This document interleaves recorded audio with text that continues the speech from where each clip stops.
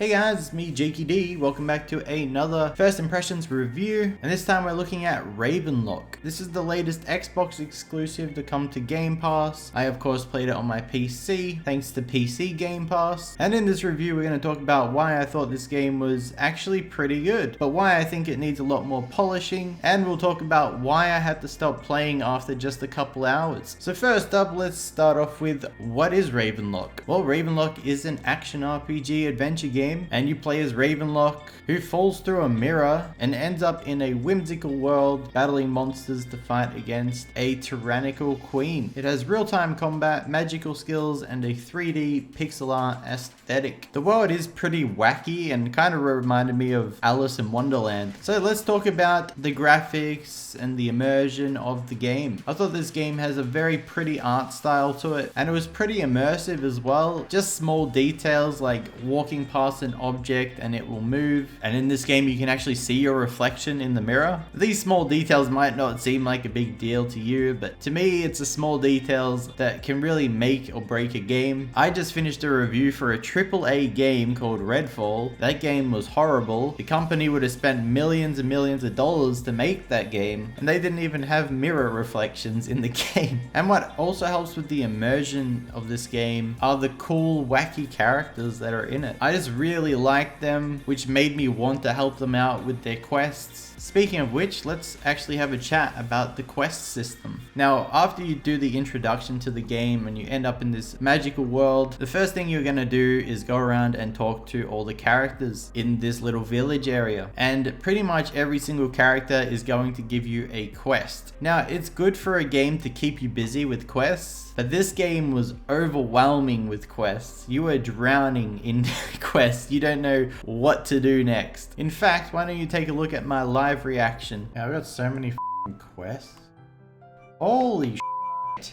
Now, the biggest issue with this quest system is the only objective tracker is what shows up on your screen, and it will tell you what's the next objective in that quest that you pick to track. The problem is, if it says something like, go and talk to this person, I can't remember the names of every character, so my expectation is for the game to tell me where to go and how to get there. The game is missing a map and an objective tracker to tell you where you should be going. You also can't do these quests in just any order, because the game is built in a way where you need to do the quest in a certain order, but you don't know what order. So the quest system in the game definitely needs some polishing up. Speaking of which, I did say I was going to explain why I had to stop after a couple hours. Well, it was because I got stuck because of the whole objective navigation issue. So what I did was I looped around the map 3 times looking for anything to do for any of my 25 freaking quests, and I couldn't figure it out. So after a couple hours, I just had to stop, which was really unfortunate because I actually wanted to keep playing this game. It seems very intriguing. Now, apparently this game does have fast travel points, and in my time playing I only unlocked 1 fast travel point that could only fast travel to itself, because I hadn't unlocked any other fast travel points, which was pretty frustrating because I actually did a fair bit of walking in the world to not unlock any more fast travel points. So I definitely think they need to put in more fast travel points so we can get around the world a lot easier. Next up, let's talk a little bit about the combat. So you have a sword which you can spam the crap out of your melee button very quickly. You have a shield to block, and you unlock magical powers as you play through the game. Now, that's all fine, but when you get to any type of basic enemy, as long as you're spam hitting that enemy, they literally cannot do anything except stand there and die. They cannot retaliate or anything like that, which I guess in a way can be fine if you're playing this game just to relax and chill out, because that is kind of what this game is. But at the same time, I guess you want a little bit of challenge, where the basic enemies offer pretty much no challenge. The only enemy type that offers a real challenge are the bosses. So for example, my first boss fight, he absolutely destroyed me, and then I thought, holy crap, is this like a Souls-like game? That was hard as balls. But I actually missed something because, like I said, the tracking system's a mess, and I was meant to talk to someone that allows me to level up my character. So thank God I found that, and then I was able to take on the boss. The good thing about the boss fights is the bosses don't just not retaliate when you're spam hitting them. They are still trying to attack you, so you have to pay attention, I guess. So the boss fights were alright. So overall with the combat, I thought it was passable. They probably just need a bit more challenge when it comes to the base enemies. Next up, let's talk about the camera angle. So in this game, the camera is just facing one way, and I haven't played a game like this for a couple decades. Like, we're talking the original like Crash Bandicoot and things like that. So to come back to this camera angle, it has not aged very well.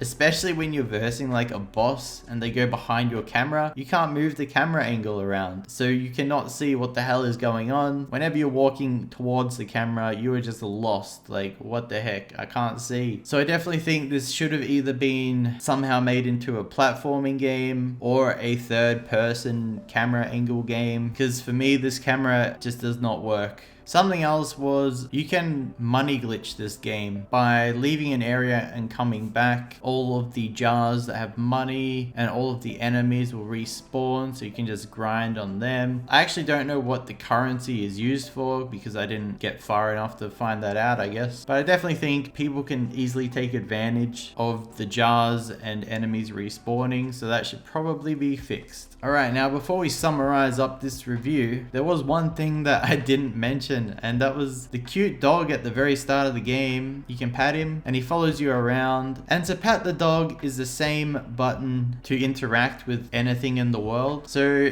I had a little mishap when I went to talk to my dad, and I went to pat the dog instead, and my head, oh god. So my suggestion would be maybe make a different button to pat the dog, because now I'm traumatized. Alright, let's summarize up this review. The game has a beautiful art style, cute and creative characters. Combat is passable, but perhaps a little bit too easy. The camera angle was an absolute pain in my butt. Being overloaded on quests felt a little bit stressful and overwhelming. And missing a map and objective tracker is ultimately what made me stop playing the game. I do feel like the issues that are in this game can be easily fixed with some updates, and I see some good potential here with this game. I think once the game gets some updates and is polished up, this game could be in the 7s or perhaps even the 8s. But in the game's current state, I think I'll give it a 6, which is still higher than I expected going into this game. This type of game isn't really the normal type of game that I would play, but it kind of surprised me because I kind of enjoyed myself. So I think this game is worth playing. If you can somehow not get stuck like I did, maybe you'll have a better experience. And I would say that you would have a nice relaxing time, but the overloading on quests and the lack of navigation might stress you out a little bit. But I'm sure you could still find some fun to be had here, especially since it's on the Game Pass. Let me know your thoughts below. I'm always looking for feedback to improve, and if you guys enjoy these reviews, please leave a like and subscribe for more, and I will see you guys in the next one.